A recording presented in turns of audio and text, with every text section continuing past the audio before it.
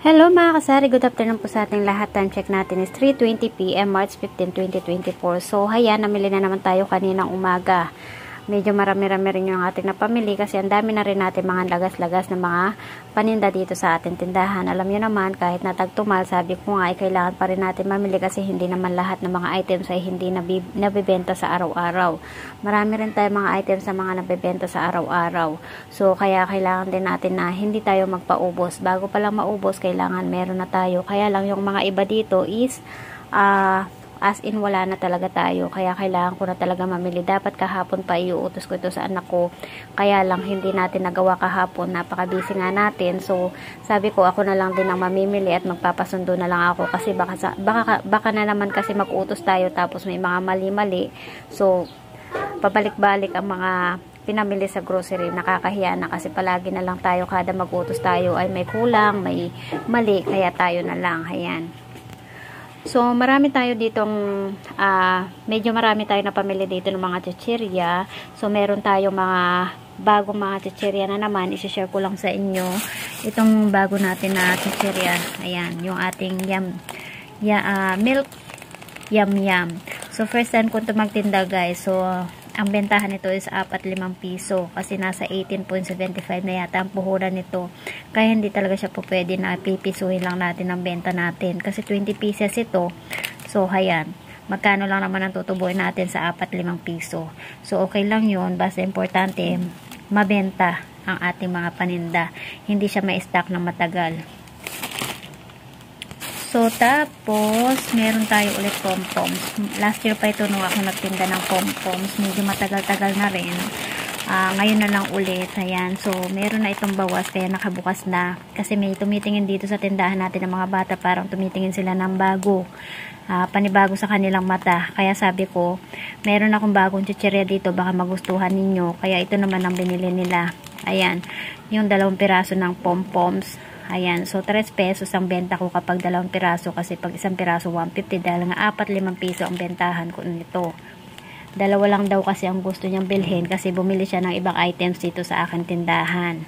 So, ayan, meron tayo ulit Doris. Ngayon tayo ulit nagtinda niyan. Last year pa tayo nagtinda ng Doris nung huling benta natin.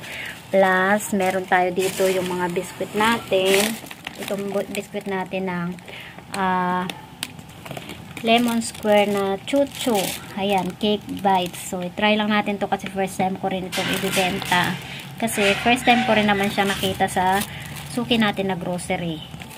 Tapos, Doris. Ayan, Choco Flakes. Pillows Violet. Martis Crackling Brown.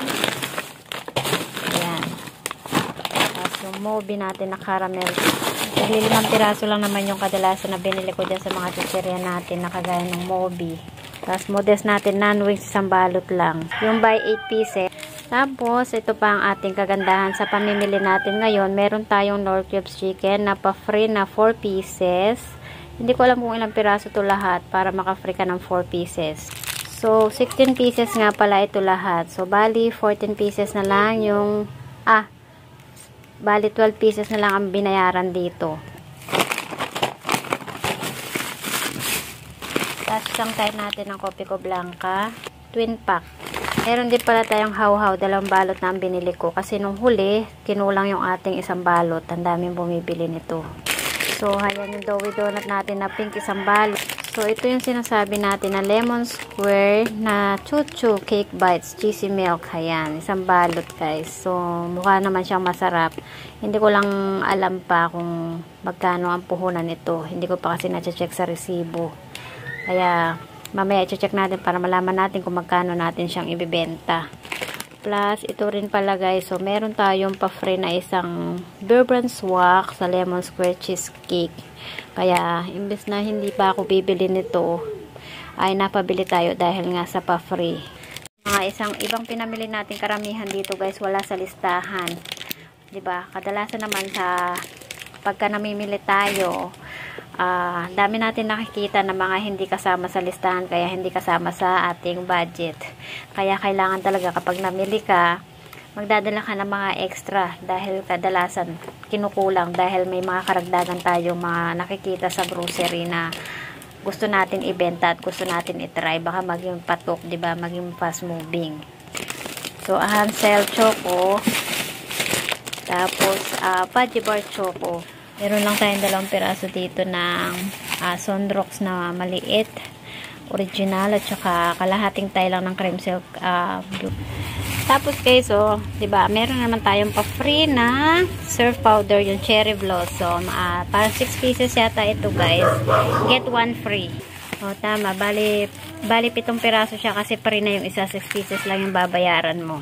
Yung straw natin gagamitin sa ating scramble kasi wala tayong mabili guys. Kahit saan, nagpahanap na ako sa mga anak ko tsaka sa mama ko. Walang mabili nung disposable na spoon, yung pinakamaliit. Wala. So, nagtingin naman ako sa TikTok para umorder na lang sana ako. Kaya lang namamahalan ako. 129, 200 pieces. O, diba? Mahal na yun para sa akin. Kasi magkano naman ang ano natin sa scramble. So, ito na lang yung gagamitin natin. Gugupitin ko na lang siya ng maliliit. So, ito na lang. Kaysa naman dun sa malalaki mga disposable na kutsara, diba? Hindi siya babagay. So, ito 10 pesos lang. So, mas makakatipid din tayo dito. So, ito naman, mag-unboxing naman tayo. Unboxing naman tayo ng ating mga pinamili. Tatanggalin ko lang yung tali. So, ayan, meron pa pala tayo dito yung mga panibagong share natin dito sa ating tindahan. First time natin magtinda nitong Cheese and Joy. O, diba? So, bali, bentahan din natin dito is 4-5 piso, 20 pieces. May, bali, 18.75 din ang puhunan nito, guys. So, same lang nito. Ayan, first time din tayo nito. Ayan, o, diba? Meron tayong karagdagan na naman na chichira dito sa ating tindahan. Yung choco roll. Naghahanap kasi ako guys nung yung lumpia. Yung parang cheese dog kung tawagin, diba? Yung favorite nating lahat, cheese dog. Wala akong makita. Ito yung mga nakita ko. Ayan. Kasi ang sarap nun yung cheese dog na yon, yung lumpia ang kung tawagin. Tapos, meron tayong crispy fry na 1 kilogram, 2 piraso ito. Tapos, 5 piraso naman nung half kilo. Tapos, itong dato puti natin na suka, 200 ml, 5 pieces, tsaka 5 pieces din ng 100 ml, tsaka isang tayo ng ating great taste na kape. Tapos, ano pa ba ito? Ligo. Ayan, yung ligo natin na red. 2 piraso yata ito. So, ayan, 2 piraso ng ligo red. Tapos, Machado 552 na, 2 piraso din. At saka Youngstown red. 2 piraso din at saka 552 na adobo, 2 piraso din at saka 3 piraso ng sito yellow, 3 piraso din ng sito red. Tapos isang kaha ng ating Marlboro Blue at isang kaha naman ng Fortune Green. Ayan, so tapos meron tayo dito Nature Spring 1 liter na isang box, 20 pieces. 253 ang puhunan niya guys, ang isang box. Bali medyo malaki yung tubo natin dito kasi yung bentahan natin dito is 25 pesos each. Diba? Gumawa tayo ng kalat. Ang hirap talaga maging tindera, diba? Mamimili ka, tapos magdi-display ka pa. So, hindi biro talaga maging tindera. Kaya sa mga ibang mga customer natin dyan na akala nila madali lang magkaroon ng sari-sari store, hindi po ganun kadali. Sabi ko nga palagi sa ating vlog, walang madali sa mundong ito. Lahat na mga hanap buhay ay kailangan paghirapan. So, ayan mga kasari, mag-ano pa tayo ng mga kalat natin dito. Pakainit, no? Nakaharang yung ating kurtina, kaya talagang ang liwanag ng tingin nyo dito kasi nga mainit. Ayan, so magdi-display pa tayo ng ating mga kalat, ng ating mga pinamili. Ayan, so thanks God talaga dahil na sa kabila ng sobrang tumal talaga ng ating negosyo at nagagawa pa natin mamili kasi kung hindi tayo mamimili guys, sigurado yan hindi nabibenta yung ating mga paninda. Kaya hinihiling ko lang talaga sa Panginoon na sana patatagin pa tayo at sana wala tayong ma-expire na mga paninda. Kahit sana pakunti-kunti ay umuusad yung ating mga paninda para naman hindi siya abutan ng expired. Kasi bilang sari-sari store business owner, nag-aalala kasi tayo, 'di ba? Sa ating mga paninda, lalo na kapag tagtumal. Nag-aalala tayo sa mga items natin na baka abutan ng expired. Kaya kailangan palagi lang tayo mag-check ng ating mga paninda na papalapit yung mga expire. So, kagaya na lang ng Mountain Dew natin. Papalapit na yung expire niya. Mga April na siya may expire. So, ang diskarte ko naman sa ating mga papalapit naman na expire, lalo sa mga debote. So, ang ginagawa ko, kung halimbawa, bibili si Tomer ng Royal. So, sinasabi ko na lang na, ay, wala ng Royal.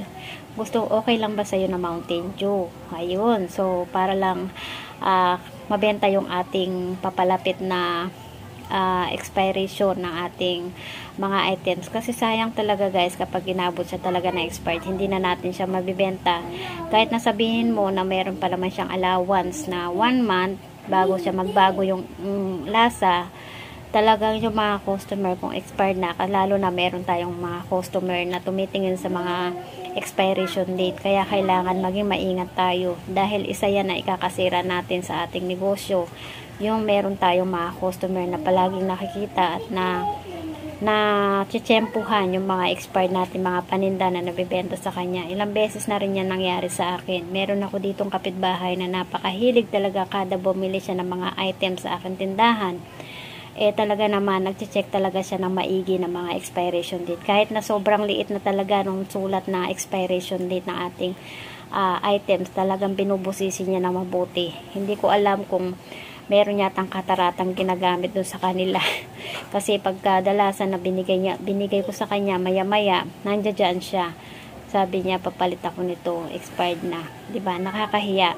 Kaya ayoko na sanang maulit hanggat maaari yung meron na makuha sa atin o mabenta tayo sa mga customer natin na mga expired, kasi isang bagay yan na ikakasira natin sa ating negosyo. Kasi baka mamaya matsyempuhan din natin yung customer natin, o di kaya hindi natin masabi na baka mamaya si customer natin na nakakakuha palagi or nakakabili na expired na mga paninda natin, baka ikalat niya sa mga ibang tao dito sa atin, di ba? Nakakahiya, o baka mas lalo tayo mawawalan ng customer. So, hayan guys, para sa akin mga kasari dyan, lalo na sa mga baguhan na nagsasari-sari store. Sa panahon ng tagtumal guys, hindi kasi sa lahat ng oras ay Pasko. So, ibig sabihin, hindi sa lahat ng araw ay mabenta o malakas ang ating negosyo. May mga araw at may mga buwan tayo na sobrang tumal. Kagaya na lang nito, simula January hanggang till now, talagang sobrang tumal.